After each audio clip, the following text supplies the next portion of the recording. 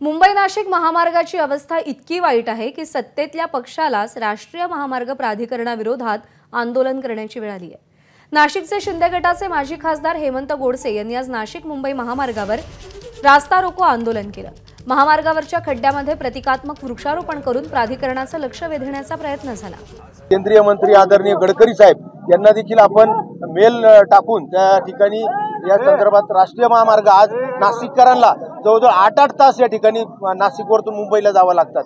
आज अनेक ठिकाणी खड्डे आहेत, ढिसाळ नियोजन आहे, अनेक ठिकाणी कामं सुरू आहेत। आम्ही 3.5 तास लागतात, 4.5-1 तास जास्त लागलं तर आपण समजू शकतो, परंतु त्याच्या डबल या ठिकाणी वेळ लागतोय आणि म्हणून अनेक प्रवाशांना या ठिकाणी त्रास होतो।